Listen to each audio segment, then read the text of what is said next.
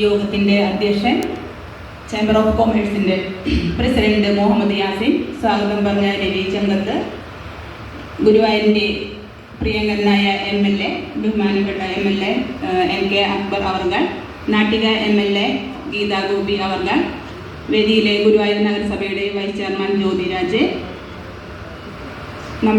നിങ്ങളുടെ എല്ലാം നമ്മുടെ പ്രിയങ്കരനുമായ നമ്മുടെ പ്രകാശ് സ്വാമി, സദസ്സിലെ പ്രിയപ്പെട്ടവരെ എല്ലാവർക്കും നമസ്കാരം.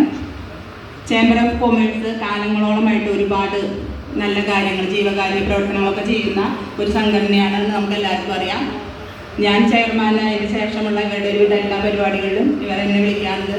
അതിലുപരി ഇന്നത്തെ ഈ പരിപാടിയിൽ നമുക്ക് ഏറെ സന്തോഷമുണ്ട്. കാരണം നമ്മുടെ ഗുരുവായൂരിൻ്റെ MLA-മാരെ, നമ്മുടെ ഗുരുവായൂരിൻ്റെ സ്വന്തം MLA എന്ന് പറയാം, നമ്മളുടെ ബഹുമാന്യ MLA NK അക്ബർ ആണെങ്കിൽ കൂടി ഗുരുവായൂരിനോടൊപ്പം ബന്ധപ്പെട്ട് കിടക്കുന്ന മറ്റ് 5 MLA-മാരെയാണ് ഇന്നിവിടെ അനുമോദിക്കുന്നത്, സ്വീകരണം കൊടുക്കുന്നത്. അതിൽ പങ്കെടുക്കാൻ കഴിഞ്ഞാൽ ഞങ്ങൾക്ക് ഏറെ സന്തോഷമുണ്ട്.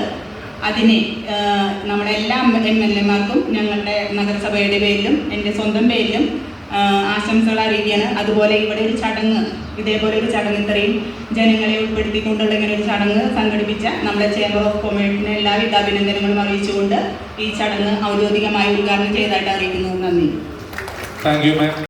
അധ്യക്ഷൻ ചേംബർ ഓഫ് കൊമേഴ്സിൻ്റെ പ്രസിഡന്റ് യാസിൻ, അതുപോലെ തന്നെ സ്വാഗതം പറഞ്ഞ രവിവേട്ടൻ, ബഹുമാനപ്പെട്ട ഉദ്ഘാടക നമ്മളുടെ എല്ലാവരുടെയും ചെയർപേഴ്സൺ സുനിത രവിന്ദു, നമ്മുടെ പ്രിയങ്കരായ MLA-മാർ NK അക്ബർ, ഗീതാ ഗോപി, പങ്കെടുത്തിട്ടുള്ള മുഴുവൻ സുഹൃത്തുക്കൾ, MLA-മാരുടെ അത് പരിപാടിക്ക് ആശംസ പറയേണ്ട വേണ്ടി ഇരിക്കുക എന്ന് പറഞ്ഞപ്പോൾ തന്നെ ഒരു ഒരു ഔചിത്യം ഇല്ലായ്മ തോന്നി എനിക്ക്.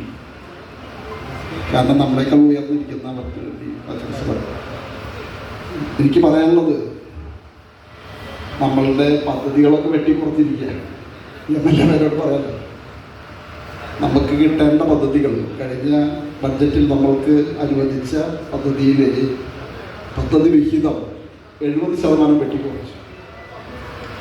മെയിൻ്റനൻസ് ഗ്രാൻഡ് ഇല്ല.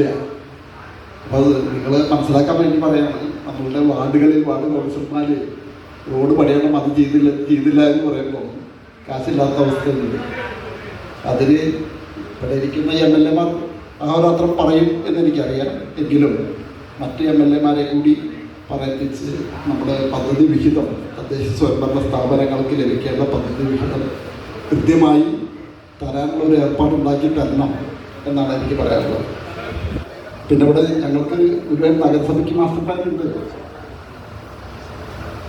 പക്ഷേ ഗുരുവായൂർ ദേവസ്വത്തിന് സ്ഥലം ഏറ്റെടുക്കുന്നതിനുമായി ഒരു മാസ്റ്റർ പ്ലാൻ തയ്യാറാക്കണം എന്നുള്ളതാണ് ഇപ്പോൾ ഇവിടെ അവതരിപ്പിച്ചതെന്ന് എനിക്ക് തോന്നുന്നു.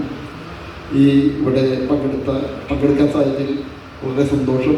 ഈ MLA-മാരുടെ നമ്മളുടെ MLA-മാർ കൃത്യമായി വികസന കാര്യങ്ങളിൽ ഇടപെടുന്ന MLA-മാരാണെന്നുള്ള യാതൊരു തർക്കവുമില്ല.